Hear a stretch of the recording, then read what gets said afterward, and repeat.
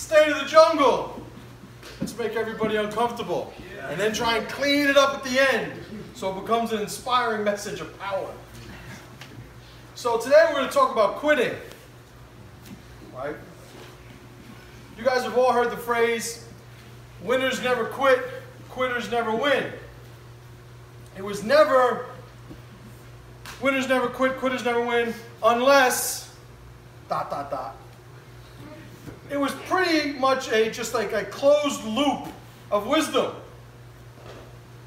If you're a winner, meaning you are somebody who identifies as one who wins, you don't quit. If you happen to quit, therefore identifying as a quitter, you can't win. So, a lot of times the very seemingly harsh hand of the universe lets you know that you can either do something or not do something. You either have it or you don't. You either did it or you don't. You either made it or you didn't. And that dichotomy of reality presents itself all the time. Sometimes within the journey through an adversity, in the form of should I continue or not? Right? So when you have somebody that quits, they are somebody who at some juncture was presented the decision, should I continue or not? And at that point they said no. We do ourselves a disservice to try and bring in all these other mitigating factors as to why they said no. These are one of the times in life where gray area, subtlety, nuance, does not help your position.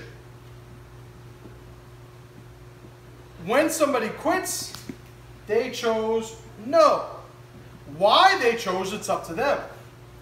If you guys have seen my bucket model video that I made, I talk about how we add currency of trauma and stress to certain things in our life. Some guys, their wife leaves them and they're ready to dive off the Golden Gate. Other guys, their wife leaves them, they are in the club 20 minutes later popping bottles. Same thing, perceived two totally different ways. So the gray area is really on you. The gray area is everything that happens before you reach that decision.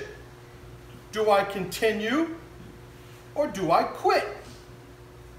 So one of the things I ask a lot of people, or I have asked a lot of people over the years, when they're telling me about something they're going through that's stressful, that is giving them a hard time, and they're in one of those rough patches, I ask them, do you have a plan? And most of the time, their plan is just dwelling on the fact that they're having such a hard time.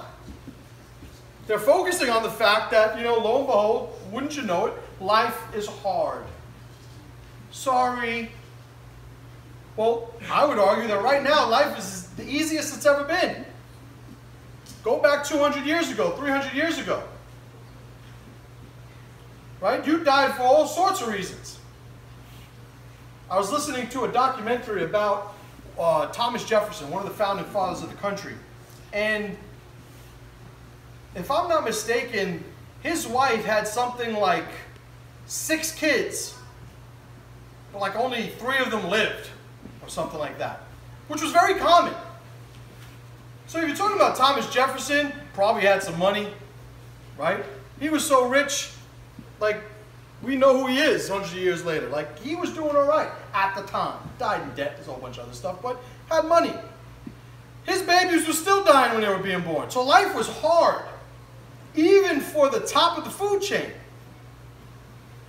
So it's a lot easier now. So getting back to the original point, at any single time when you want to quit, people are autonomous. I believe in individual liberty, right? Right? I believe in people making their own decisions. But just own it. I quit. Why'd you quit? Oh, because you decided to quit, because you decided to not continue. Don't make it any more complicated than that. Because what winds up happening is you wind up selling yourself on the idea that it's okay to be a quitter.